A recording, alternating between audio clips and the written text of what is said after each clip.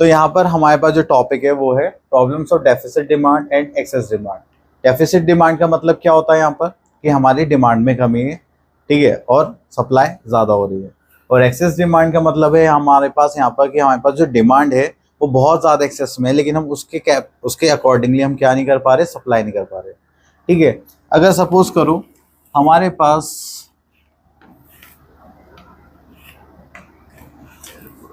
जो डिमांड आ रही है, एग्रीगेट डिमांड, वो आ रही है 100 यूनिट्स की, ठीक है, लेकिन हम एग्रीगेट सप्लाई कितने की कर पा रहे हैं, सिर्फ 80 यूनिट्स की कर पा रहे हैं। तो यहाँ पर कौन सा केस हो गया, एक्सेस डिमांड एक्सेस सप्लाई, ठीक है। तो यहाँ पे डिमांड ज़्यादा है तो हम यहाँ क्या बोलेंगे, एक्सेस डिमांड, ठीक है। अगर इसके बाद यहाँ पर अगर हम देखें तो हमारे पास जो एग्रीगेट डिमांड है और एग्रीगेट सप्लाई है, तो यहाँ पर जो डिमांड है वो कितनी है, 100, और यहाँ पर जो एग्रीगेट सप्लाई है वो कितनी है, 180। तो यहाँ पर ज़्यादा कौन है, सप्लाई ज़्यादा है, तो हम इसको बोलते हैं डेफिसिट डिमांड, ठीक है। एक्सेस डिमांड, ये हमारे पास डिमांड ज़्यादा है, सप्लाई कम है, that is or excess demand. और यहाँ पर एग्रीगेट डिमांड कम है, एग्रीगेट सप्लाई ज़्यादा है, that is or deficit demand. चलिए अब यहाँ पे कुछ टर्म्स है वो देखना है। तो सबसे पहले जो हमारे पास टर्म है that is full employment equilibrium. Full employment equilibrium का मतलब क्या होता है, तो देखिए फुल एम्प्लॉयमेंट इक्विलिब्रियम ये सिचुएशन होती है कि आपके पास जो एग्रीगेट डिमांड और एग्रीगेट सप्लाई है वो दोनों क्या होंगे, इक्वल होंगी। और जितने भी आपके पास रिसोर्सेज हैं जस्ट लाइक ह्यूमन या फिर नेचुरल रिसोर्सेज, आप उनको क्या कर रहे हो, फुल्ली एम्प्लॉय कर रहे हो, मतलब सब चीज़ यूज में आ रही है जितना वो आ सकती है, ठीक है। तो चलिए अब यहाँ पे इसकी डेफिनेशन देख लेते हैं। Full employment equilibrium refers to a situation in economy when aggregate supply is equals to aggregate demand और savings equals to investment along with fuller utilization of resources। आपके पास जो resources अवेलेबल है आप उनकी कैसे यूटिलाइजेशन कर रहे हो, फुलर लेवल पे, ठीक है। अगर मेरी कैपेसिटी 10 घंटे काम करने की है तो आप मुझसे कितना काम करवा रहे हो, पूरे 10 आवर्स, ना उससे ज़्यादा ना उससे कम। So that there is no excess capacity or unemployment in the economy. तो यहाँ पर ना तो कुछ किसी की एक्सेस कैपेसिटी बच रही है और ना ही यहाँ पर कोई अनएम्प्लॉयड है। अनएम्प्लॉयड का मतलब तो पता है ना, बेरोजगार जो लोग होते हैं, ठीक है। चलिए नेक्स्ट आ जाते हैं हम under employment equilibrium. Under employment equilibrium क्या है, अब देखो इक्विलिब्रियम पॉइंट हमें पता है कि हमारी जो एग्रीगेट डिमांड है और एग्रीगेट सप्लाई वो दोनों पार्ट क्या होने वाले हैं, इक्वल होंगे, ठीक है। लेकिन हम यहाँ पर जो हमारे पास रिसोर्सेज अवेलेबल है उनका फुल यूटिलाइजेशन नहीं कर पा रहे। जैसे हमारी इकोनॉमी की कंडीशन है उसमें हम क्या कर रहे हैं कि हमारे पास एग्रीगेट डिमांड और एग्रीगेट सप्लाई को मीट अप करने की कोशिश तो कर रहे हैं, लेकिन क्या हम सारे रिसोर्सेज को फुली यूटिलाइज कर पा रहे हैं, नहीं कर पा रहे, ठीक है। तो चलिए यही वो कंडीशन हमारे पास देखते हैं। Under employment equilibrium refers to a situation in a economy where aggregate demand equals to aggregate supply और savings equals to investment but without fuller utilisation resources. जो हमारे पास रिसोर्सेज अवेलेबल है हम उनको पूरा यूटिलाइज नहीं कर पा रहे। जैसे हमारे यहाँ का जो यूथ है क्या वो फुल यूटिलाइज हो पा रहा है, नहीं हो पा रहा, क्योंकि बहुत सारे लोग क्या है, अनएम्प्लॉयड है, ठीक है। अकॉर्डिंगली देयर इज अनयूटिलाइजेशन कैपेसिटी और access capacity or unemployment in the economy even in the state of equilibrium. तो यहाँ पर इक्विलिब्रियम पॉइंट तो हमें अचीव हो रहा है, पर लेकिन हम क्या कर रहे हैं, अंडर यूटिलाइजेशन में है, ठीक है। हमारे पास बहुत सारी जो रिसोर्सेज अवेलेबल है वो क्या है, अनयूटिलाइज्ड है, ठीक है, या फिर हम उनकी फुल पोटेंशियल से, फुल कैपेसिटी से उनको यूज नहीं कर पा रहे, ठीक है। चलिए नेक्स्ट देखते हैं। Next is voluntary unemployment. Voluntary unemployment होता है जिसमें हमारे पास कुछ वर्कर्स होंगे वो अपना काम करने के लिए इच्छुक नहीं होंगे, ठीक है। जो भी एक्सिस्टिंग वेज रेट होगा, सपोज करो मुझे कहीं पे जाके जॉब करनी है, वो कह रहे हैं कि सर हम आपको सिर्फ 5000 सैलरी दे सकते हैं, क्या मैं वहाँ जाके काम करूँगा, नहीं करूँगा। अब एक ने कहा कि भाई साहब कि हम यहाँ पे जॉब की वैकेंसी निकाल रहे हैं, मैंने इसको कहा कि तुम मेरे पास 20,000 में आके जॉब करने लग जाओ, तो क्या भविष्य तुम जॉब करोगे, नहीं करोगे। क्या तुम जॉब करोगे, नहीं करोगे। लेकिन मैं तो कर लूँगा भाई 20,000 रुपये में, ठीक है, क्योंकि भाई 20,000 मुझे लग रहा है मेरे लिए सही है। अब तुम दोनों को लग रहा है कि वो नहीं है, तो तुम दोनों अनएम्प्लॉयड हो, बट लेकिन ऐसे नहीं काम नहीं है, बस तुम काम करना चाहते नहीं हो इसलिए अनएम्प्लॉयड हो। ऐसे बहुत सारे लोग हैं कि गवर्नमेंट जॉब की तैयारी करते रहते हैं 20-20 साल तक, ऐसे पड़े रहते हैं 10-10 साल तक, क्या है वो, अनएम्प्लॉयमेंट ही तो है, ठीक है। चलिए क्योंकि भाई उन्हें चाहिए अच्छी खासी सैलरी, जिससे कि काम कम करना पड़े और सैलरी ज़्यादा मिले। ठीक है, चलो अब वॉलंटरी अनएम्प्लॉयमेंट की डेफिनेशन देख लेते हैं। Voluntary unemployment occurs when some people are not willing to work at all, जो काम करना नहीं चाहते, और एक सिचुएशन हो सकती है are not willing to work at the existing wage rate, कि जो भी हमारे पास वेज रेट है, जो भी हम वेजेस उनको प्रोवाइड करें, वो उस पर काम नहीं कर रहे। ठीक है, देन उसके बाद आगे चलते हैं। यहाँ पर आता है involuntary unemployment. Involuntary unemployment occurs when some people are not getting work, कुछ लोगों को तो काम नहीं मिल रहा, and even when they are willing to work at the existing wage rate.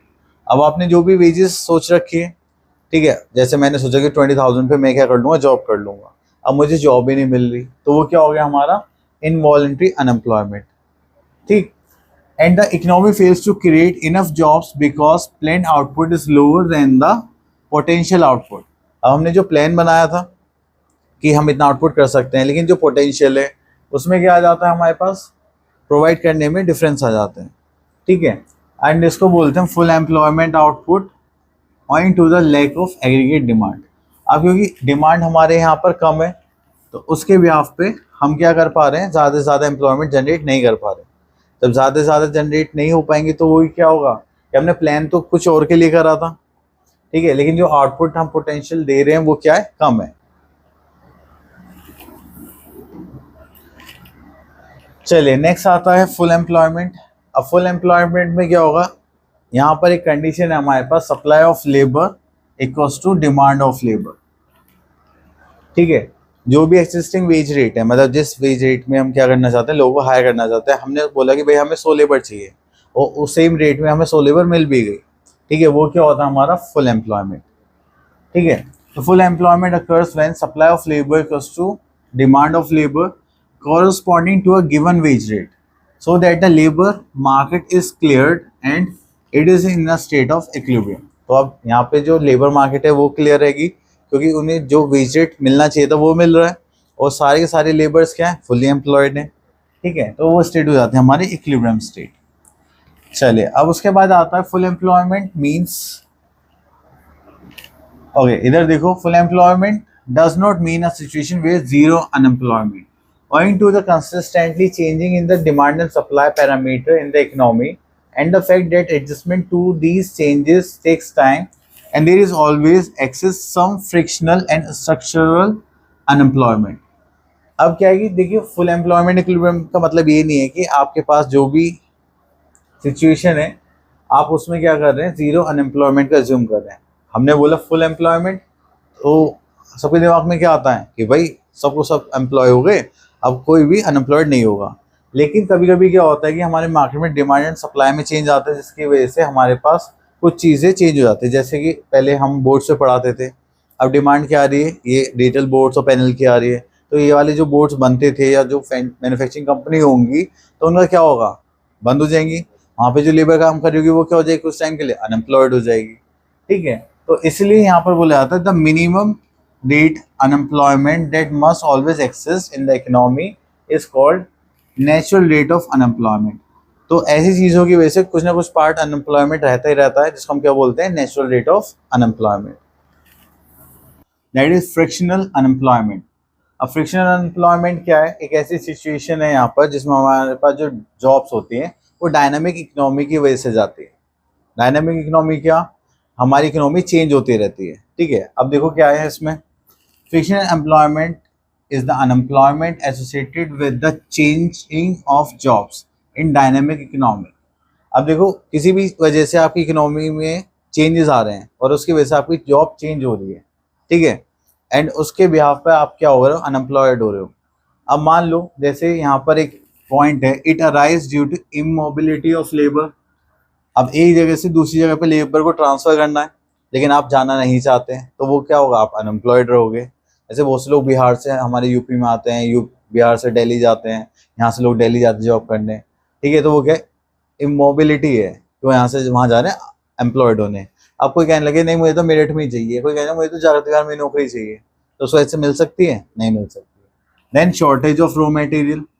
आप जहाँ पर काम कर रहे हैं वहाँ पे क्या है कि जो आपके पास रॉ मटेरियल अवेलेबल होना चाहिए फैक्ट्री में नहीं है, तो एक दो दिन के लिए जो आपका ऑनर है उसने कह दिया मैनेजर ने कि आप लोगों की छुट्टी है और आपको पे नहीं मिलेगी क्योंकि हमारे पास रॉ मटेरियल अवेलेबल नहीं है, तो आप क्या रहोगे, अनएम्प्लॉयड रहोगे। Then lack of information regarding opportunities for of employment.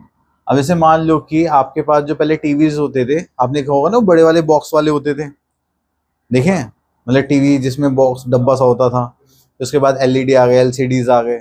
अगर मान लो उस डब्बे से लोगों को ये वाले टीवी सही करने नहीं आते, स्मार्ट बोर्ड्स चलाने नहीं आते, तो क्या वो एम्प्लॉयड रहेंगे, अनएम्प्लॉयड रहेंगे। देन शॉर्टेज ऑफ पावर, ठीक है, wear tear of machines, tendency to the workers to move from one job to another. तो ये सारे रीजन है जिसकी वजह से हम क्या हो जाते हैं, अनएम्प्लॉयड हो जाते हैं। तो जब भी आप इन रीजन की वजह से अनएम्प्लॉयड होते हैं तो उसको क्या बोलते हैं, फ्रिक्शनल अनएम्प्लॉयमेंट। क्लियर। चलिए उसके बाद आगे चलते हैं। अब यहाँ पर आता है हमारा स्ट्रक्चरल अनएम्प्लॉयमेंट। स्ट्रक्चरल अनएम्प्लॉयमेंट में हमारे पास यहाँ पर आ जाएगा कि आप किस बिहाफ पे अनएम्प्लॉयड हो, मतलब क्या स्ट्रक्चर, क्या बेस था हमारा। अब देखो इसमें कुछ पॉइंट्स है हमारे, वो देखते हैं। The structural unemployment is the unemployment that result from the long term decline of certain industries. आपने देखा होगा कि जैसे हमारे टीवी के स्ट्रक्चर्स हैं वो चेंज हो गए हैं, हमारी जो भी इंडस्ट्रीज होती हैं, कुछ इंडस्ट्रीज ऐसी थी पहले एक टाइम पे बहुत रनिंग में चलती थी, ठीक है, अब क्या है कि उन इंडस्ट्रीज का नाम और निशान नहीं है, ठीक है, ऐसा कुछ है आप लोगों के पास। अब सपोज करो कि हमारे यहाँ पहले वो चलते थे स्कूटर्स, चेतक वाले, देखे वो जो एक गाने में भी था, जस्सी गिल के गाने में जो भी है, ठीक है, तो उसमें स्कूटर चलते थे, तो मेरे चाचा पापा के टाइम में बढ़िया स्कूटर चलते थे। अब कुछ इंडस्ट्रीज ऐसी होंगी जो स्कूटर ही बनाती थी, अब क्या हुआ कि भाई साहब वो स्कूटर से चेंज होकर किस पे आ गए, बाइक्स पे आ गए, फिर बाइक का ट्रेंड बढ़ने लगा, तो कुछ वहाँ से जाके शिफ्ट हो गए होंगे, तो वहाँ की इंडस्ट्री वो खत्म हो गई। फिर बाइक के बाद हमारे पास क्या आने लगी, स्कूटी आने लगी, अब स्कूटी के बाद इलेक्ट्रिक स्कूटीज आने लगी, ठीक है। तो ये क्या स्ट्रक्चरल चेंज है, अगर इनमें चेंज आने की वजह से आप अनएम्प्लॉयड हो रहे हो लॉन्ग टर्म में, तो वो क्या होगा, हमारा स्ट्रक्चरल अनएम्प्लॉयमेंट, ठीक है। अब ये किस किस वजह से होता है, it is due to these situations when other factors of production other than labour are in short supply, ठीक है। अब यहाँ पे हमारे पास अदर फैक्टर्स की बात कर रहे हैं, जो फैसिलिटीज़ हैं। अब जैसे हमारे इलेक्ट्रिक स्कूटर्स हैं, अगर आप इसको, आपको उसमें कुछ भी एरर आ जाता है, आप उसको सही करवाना चाहते हो, कोई सही नहीं करेगा, क्यों, किसी को पता ही नहीं, उसके स्पेयर पार्ट्स नहीं मिलते, उसमें जो एरर आता है वो अजीब से आते हैं। लेकिन जो वैसे मैकेनिक्स हैं, जो पहले से हमारी, जैसे मेरी बाइक हो गई, पुरानी बाइक या स्कूटी आ रही है, वो अच्छे से रिपेयर हो जाती हैं। तो जैसे ही ये ट्रेंड चेंज होगा तो क्या होगा, लोग फिर से अनएम्प्लॉयड होना स्टार्ट हो जाएंगे। नेक्स्ट आता है when labour lakhs expertise for the new emerging industries. अब हमारे यहाँ ईवी इंडस्ट्री बहुत ज़्यादा रनिंग में आने वाली है, क्योंकि कार भी ईवी बेस्ड होने वाली हैं, स्कूटीज भी तो बहुत सारी देख रहे होंगे। अगर कोई बंदा या कोई भी पर्सन उनके लिए अपनी एक्सपर्टीज नहीं कर पाता, तो वो क्या हो जाएगा, अनएम्प्लॉयड हो जाएगा। आने वाले टाइम में अगर जिस मैकेनिक को ईवी सही करनी नहीं आएंगी, हाँ हाँ, ईवी बाइक्स भी अच्छी अच्छी आ रही हैं, तो उस केस में क्या होगा कि हमारे पास जिन लोगों को वो चीज़ें सही करनी नहीं आएंगी, वो भी क्या हो जाएंगे, अनएम्प्लॉयड हो जाएंगे, ठीक है। Then when there is change in the production techniques, तो यहाँ पर ये है कि कुल मिला के जो टेक्नोलॉजी चेंज हो रही है उसके बिहाफ पर हम क्या देख रहे हैं कि हाँ, हमारे पास अनएम्प्लॉयमेंट सिचुएशन क्रिएट हो रही है, ठीक है। अब आता है problem of deficit demand. Deficit demand का मतलब क्या है, इसमें हमारे पास एग्रीगेट डिमांड क्या होगी, कम होगी as comparison to aggregate supply से, ठीक है। अब देखो इसमें सिचुएशन क्या है। अब ये जो कॉन्सेप्ट है, कॉन्सेप्ट ऑफ डेफिसिट डिमांड, एक हमारे इकोनॉमिस्ट है कीन्स। अकॉर्डिंग टू कीन्स, इन्होंने बताया कि aggregate demand is deficient when it is less than aggregate supply corresponding to full employment in the economy. अब हमारे पे फुल एम्प्लॉयमेंट भी अब हमारी इकोनॉमी में फुल एम्प्लॉयमेंट सिचुएशन भी आ रही है, लेकिन जब भी हम क्या कर पा रहे हैं, एग्रीगेट डिमांड हमारी क्या है, टोटल डिमांड कम है जितना हमारे पास ऑलरेडी सप्लाई हुआ है, ठीक है। अब सपोज करो कि हमारे यहाँ बीमारी चल रही है, कोई भी एक, जैसे हमारा कोरोना चला था, और हमारे यहाँ सप्लाई है मेडिसिन की, लेकिन लोग डिमांड नहीं करते क्योंकि उनके पास पैसे नहीं है या कुछ भी रीज़न हो सकता है, ठीक है। तो वो कौन सी सिचुएशन हो जाती है, हमारी डेफिसिट डिमांड की, ठीक है। अब इसको मेजर करने के लिए हम देखते हैं कि क्या गिवन है, ओके। तो अब आता है हमारे पास मेजरमेंट ऑफ डेफिसिट डिमांड। अब इसको करने के लिए हम क्या देखते हैं, ग्राफ देखते हैं, ठीक है। इस ग्राफ में देखो, हमने एक लाइन बनाइए 45 डिग्री, ये किसकी होती है, हमारी एग्रीगेट सप्लाई, जो किसके इक्वल होती है, इनकम के इक्वल होती है। ठीक है, तो हम देखा y इक्वल्स टू क्या है यहाँ पर, एग्रीगेट सप्लाई। अब आप लोग यहाँ पे क्या देखेंगे, यहाँ पर आपको दो ग्राफ मिलेंगे एग्रीगेट डिमांड के, एक होगा प्लान्ड एग्रीगेट डिमांड, एक होगा हमारे पास फुल एम्प्लॉयमेंट एग्रीगेट डिमांड। आपने प्लान करा था, ठीक है, तो आपने उसके हिसाब से यहाँ पे एक लाइन ड्रॉ कर दी कि इतनी एग्रीगेट डिमांड होगी। और जो हमारे पास फुल एम्प्लॉयमेंट है, अगर आप देखेंगे जो हमारा था एग्रीगेट डिमांड, जो फुल एम्प्लॉयमेंट एग्रीगेट डिमांड जो रियलिटी में है, अब देखो इन दोनों के बीच में कितना गैप आ रहा है, ये जो गैप आपको दिखाई दे रहा है, ये क्या दिखा रहा है आपको, डेफिसिट डिमांड का। ठीक है, कि हमारी डिमांड इतनी होनी चाहिए थी पर है इतनी। ठीक है, तो ये होता है हमारा डेफिसिट डिमांड। अब उसके बाद यहाँ पर देखेंगे okay, this line shows the required level of aggregate demand for full employment in the economy. तो यहाँ से हमें क्या पता चलता है कि इतनी रिक्वायर्ड डिमांड थी हमारी फुल एम्प्लॉयमेंट इकोनॉमी में। ठीक है, देन एडीपी लाइन दिखाई दे रही है आप लोगों को, दिस वन, ये क्या शो करते हैं, planned aggregate demand which is lower than the full employment aggregate demand. तो ये हमारी प्लान्ड एग्रीगेट डिमांड हो गई। एंड देन उसके बाद जो इनके बीच में जो वर्टिकल डिफरेंस है वो क्या शो करता है, vertical difference between ADF and ADP equals to EF. तो ये हमारा डिफरेंस हमने किससे मेजर करा है, ईएफ से, जो किसके इक्वल होता है, हमारा डेफिसिट डिमांड के। बात आई समझ में। अब इन्होंने बोला कि ये जो डिफरेंस आया आपका, ये हमारी प्लान्ड एग्रीगेट डिमांड थी और ये इतनी होनी चाहिए थी। अब ये जो डिफरेंस आ रहा है डिमांड में, इसको हम क्या बोलेंगे, डेफिसिट डिमांड। ठीक है, एंड इसको हम किस से मेजर कर रहे हैं, ईएफ से। ठीक है, चलो अब यहां पर आता है हमारे पास causes of deficit demand. Okay, तो यहाँ पर हो गया हमारे पास causes of deficient aggregate demand. तो first is reduction in private consumption expenditure. Private consumption expenditure का मतलब क्या है, जैसे लोग पहले खर्चा किया करते थे, अब उस हिसाब से खर्चा नहीं करते, वो उस चीज को बचा लेते हैं। ठीक है, मान लो कि मैं पहले 20,000 रुपये खर्चा कर रहा था महीने का, अब मैंने क्या करा, जितने फालतू के खर्चे थे बंद कर दिए, तो उससे क्या होगा, एग्रीगेट डिमांड में इफेक्ट पड़ेगा या नहीं पड़ेगा, पड़ेगा। और मान लो मेरी जैसे ऐसे मतलब 1,00,000 लोगों ने भी ऐसा कर दिया, तो फिर हमारी एग्रीगेट डिमांड इकोनॉमी में क्या हो जाएगी, कम हो जाएगी। ठीक है, अब यहाँ पे आता है reduction in private consumption expenditure causes a serious deficiency in aggregate demand. The most important is reduction in the propensity to consume और increase in the propensity to save। हमने ये नेम्स पे लास्ट चैप्टर्स में भी पढ़े हैं।